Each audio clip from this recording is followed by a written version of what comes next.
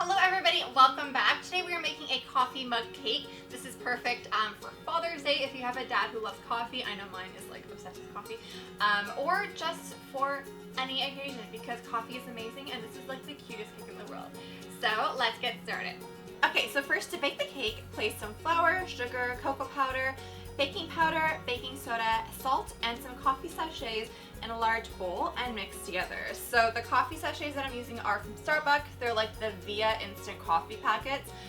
These are my favorite for baking, but if you don't have them, just you can use 4 heaping teaspoons of any instant coffee you have.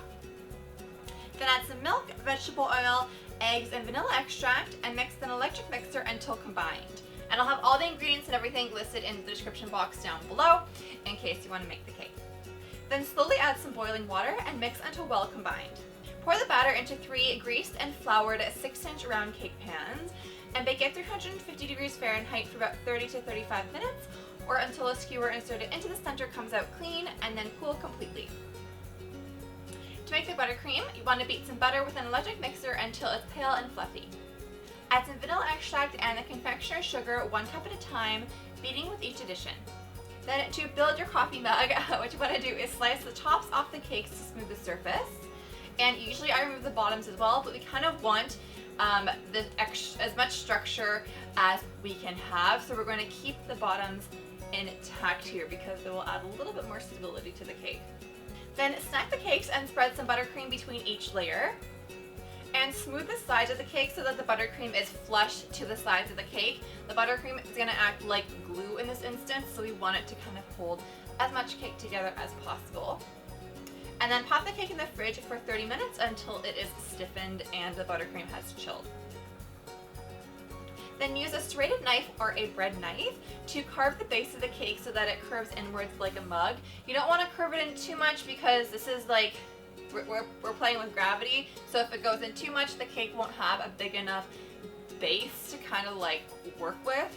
And also, if you would like a shorter coffee mug, just only use 2 layers instead of 3. I created like a tall coffee mug, but if you would like to have like a cappuccino kind of bowl, just use 2 layers and then carve it the same way that I am. Then you want to stick 4 skewers vertically into the cake, and this is going to help stabilize it. I also love using bubble tea straws. I can't find mine. I don't know where they are, but they are quite big, and so and they're hollow, so they just add a lot of stability. So if you want to make this cake but you don't want to order skewers, just like go to a bubble tea store, get some bubble tea, and then like take a couple extra straws. And you don't want them to stick outside of the cake, so as you can see, I'm kind of pushing them in so that they're hidden within the cake, so they're helping with the structure of the cake without like affecting the way that it looks. Then you want to coat the cake in a thin layer of buttercream called a crumb coat. This is going to catch all the dark chocolate crumbs within the buttercream so that the little crumbs don't show up on the final layer of buttercream. Then chill the cake in the fridge for 1 hour. And we're chilling it a lot because we want it to be stiff, because if it is very soft, it could fall over because it's not as stable as like typical cakes are because we trimmed the base. In the meantime, we're going to grab some fondant and shape it into a mug handle. So if you've been watching me for a while, you know that I don't love fondant. I only use it when it is so necessary, which is in this instance. You could also use Rice Krispies and cover it with buttercream, but it won't look as smooth. So you can just, I'll link some below if you want to pick it up. But it's basically just Play-Doh. So you just shape it into a mug handle, and then grab 2 skewers. You want to use skewers here, not the bubble tea straws, and stick it into both ends of the little handle, and then pop that onto a plate lined with plastic wrap and let it sit. You can do this in advance. I let mine actually sit overnight because you want it to completely harden so that it's very, very stiff, because it'll have a lot more structural integrity that way. Then coat the cake in a thick, generous layer of buttercream, and you want to place the remaining buttercream into a piping bag or a Ziploc bag if you don't have a piping bag, and snip the end to create a medium-sized hole. And then I piped like 3 to 4 rings of buttercream around the top edge of the cake to create the rim of the mug. You could also carve into the cake to create a little dip for the mug. It's totally up to you. It just depends on how high or how tall you would like your mug cake to be. Both work perfectly fine. And then I just smooth the sides so that everything looks nice and flush. Then to make the actual coffee filling, we're actually using Ganache because, I mean, like, we want it to taste good. We already have enough buttercream, we're going to make it extra good. So we're using milk chocolate and white chocolate ganache. So all you want to do is grab the milk or white chocolate, the technique's the same, and add some hot whipping cream, mix it all together, and then leave them at room temperature until they are not warm, so they're at room temperature, but they are still able to be poured. So we don't want the heat to actually melt the buttercream, but we do want it to be pourable, if you get what I mean.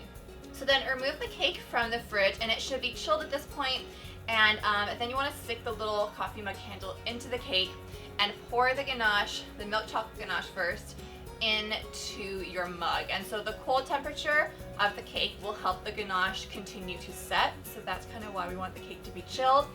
And then once you've filled it your desired amount with the milk chocolate ganache, add the white chocolate ganache in like little droplets, and then grab a butter knife and kind of swirl it to make your desired pattern.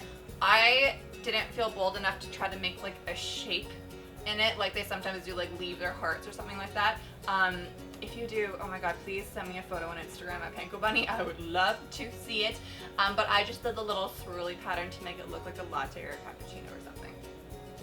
And then you want to return the cake again to the fridge for another 30 minutes just so that the ganache sets, because when you slice into the cake it can like kind of pour out. So you want it to set for about half an hour, and then your cake is done. So thank you so much for watching. I hope that you like this recipe. Comment down below if you would like me to make like little coffee cupcakes. That would be really cute, or coffee cake pops. And anyways, I love you guys so much, and I will see you on Thursday. Bye!